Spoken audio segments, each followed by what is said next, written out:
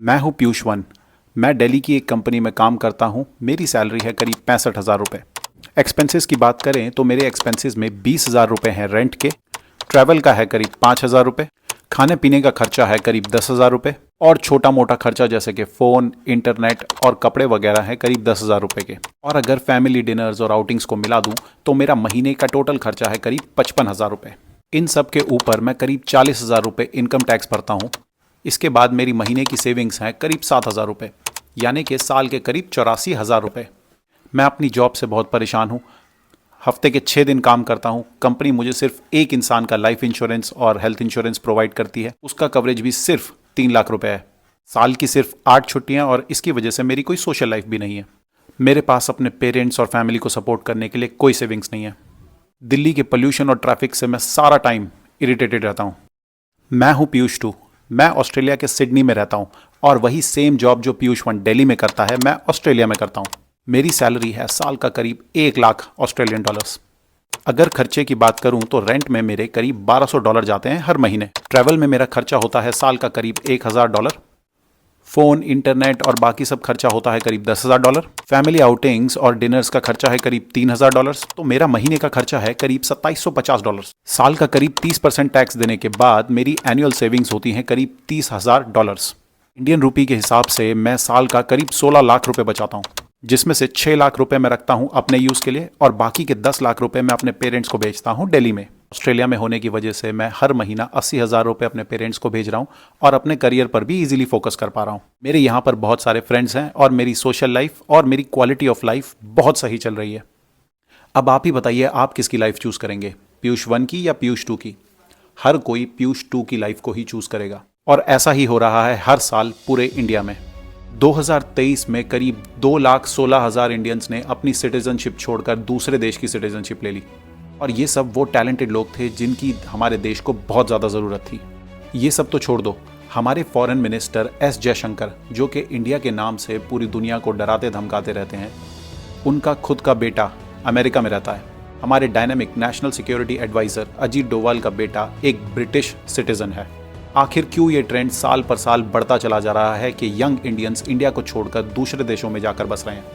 तो चलिए एक एक कर देखते हैं कि क्यों इंडिया का यंग और टैलेंटेड यूथ इंडिया छोड़ रहा है और किस लालच में छोड़ रहा है। 2021 में 1,63,000, 2022 में 2,20,000 और 2023 में 2,16,000 लोगों ने इंडियन सिटीजनशिप छोड़कर दूसरे देशों की सिटीजनशिप ले ली और ये ट्रेंड हर साल बढ़ता ही चला जा रहा है।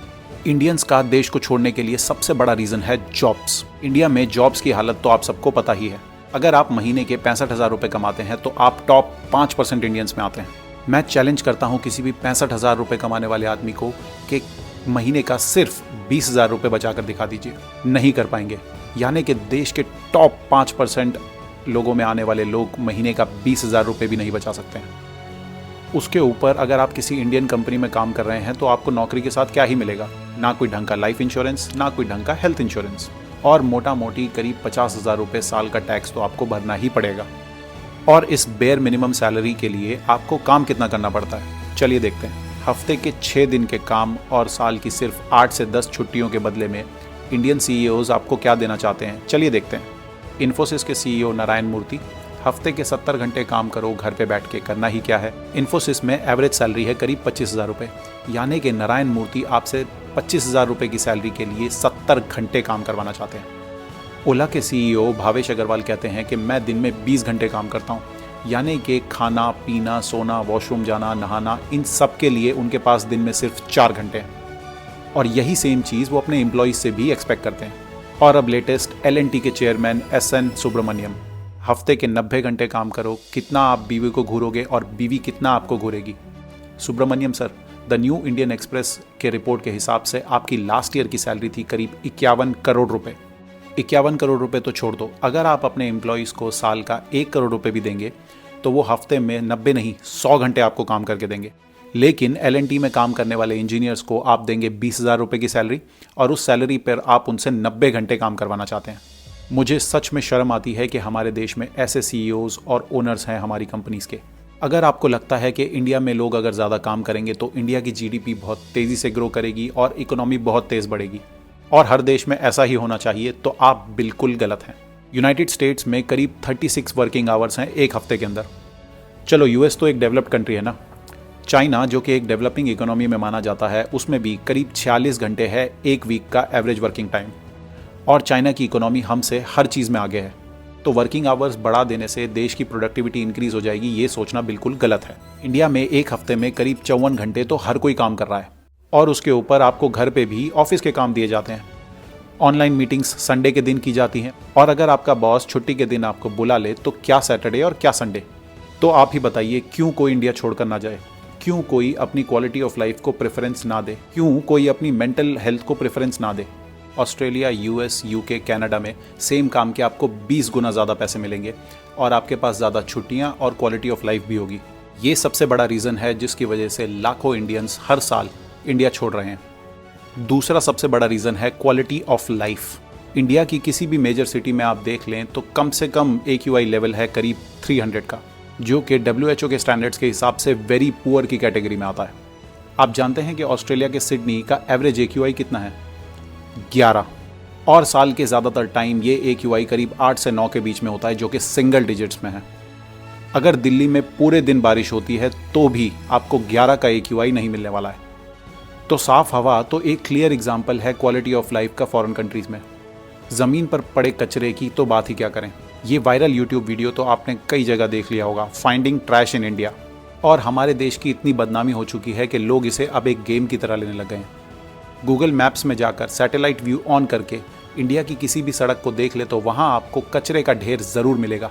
इंडिया क्लीनलीनेस इंडेक्स में 180 कंट्रीज़ की लिस्ट में 174वें नंबर पर आता है, मतलब नीचे से 6th पोजीशन। उसके ऊपर अब मैं एक कंट्रोवर्शियल बात करने वाला हूँ, जिसकी वजह से हो सकता है कमेंट्स में मुझे बहुत सारी गालियाँ मिले, और ये बात है फ्रीडम ऑफ चॉइस। इंडिया में फ्रीडम ऑफ चॉइस बिल्कुल ज़ीरो है। मेरे एक फ्रेंड के बेटे का स्कूल में एक बहुत इंपॉर्टेंट एग्ज़ाम था मंडे को, और ये था उसके घर के बाहर का सीन संडे शाम को।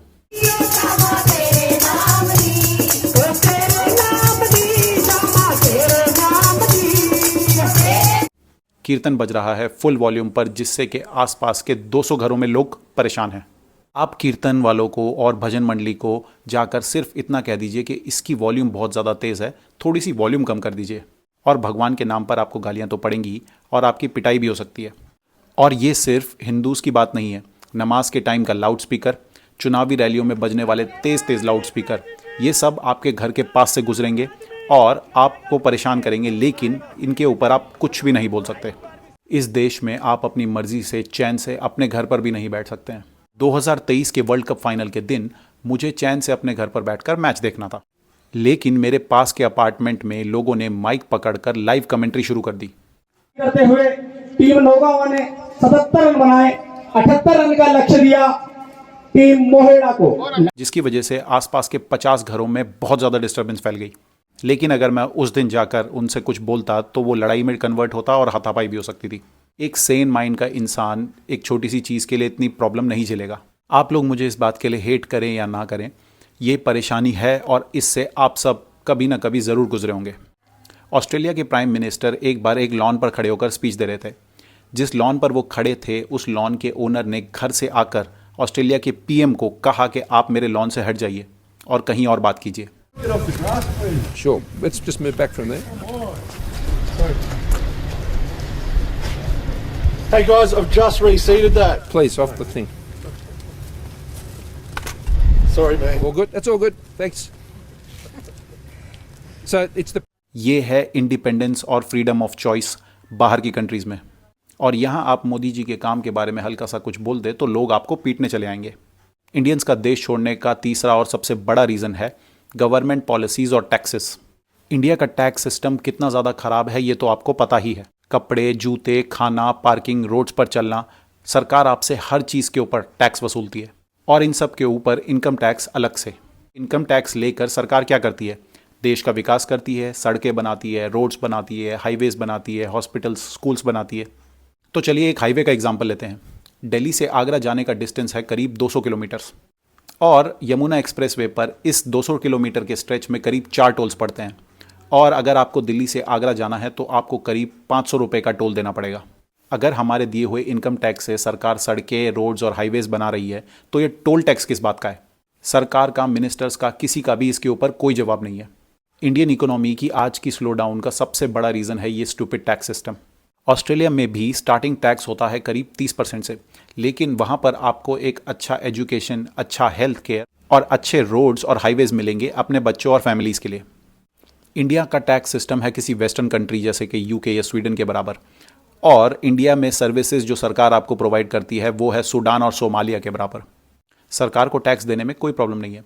सारे देशों में पब्लिक्स अपनी सरकारों को टैक्स ज़रूर देते हैं, लेकिन उन टैक्सेस के बदले उन्हें मिलता क्या है ये ज़्यादा ज़रूरी है। उसके ऊपर से सरकारी नौकरी में रिजर्वेशन और प्राइवेट नौकरी में क्वालिटी ऑफ लाइफ दोनों बद से बदतर होते जा रहे हैं। तो क्यों ना हर कोई ऑस्ट्रेलिया, यूके, कनाडा चला जाए। हर कोई एक अच्छी क्वालिटी ऑफ लाइफ डिज़र्व करता है, और यही सोच की वजह से इंडिया से लाखों लोग बाहर जाकर विदेशों में बस रहे हैं। इन सब का एक बहुत टेरिबल इफेक्ट होने वाला है हमारे देश पर, जो कि अगले 5 से 10 साल में बहुत क्लियरली विजिबल होगा। दोस्तों, हमारा देश महान है, एक ग्लोबल सुपर पावर है, ये सारी बातें बिल्कुल ठीक हैं, लेकिन अगर आप बीमारी को आइडेंटिफाई नहीं करेंगे तो उसका कोई इलाज भी नहीं ढूंढ पाएंगे। होप सो ये वीडियो आपको पसंद आया। अगर वीडियो पसंद आया है तो लाइक कर दीजिए। कमेंट्स में ज़रूर लिखिएगा कि इस माइग्रेशन क्राइसिस का सॉल्यूशन क्या होना चाहिए। अगर वीडियो आपको वाकई में पसंद आया तो सब्सक्राइब कर मेरे कंटेंट को ज़रूर सपोर्ट करना। मिलता हूँ आपसे नेक्स्ट वीडियो में।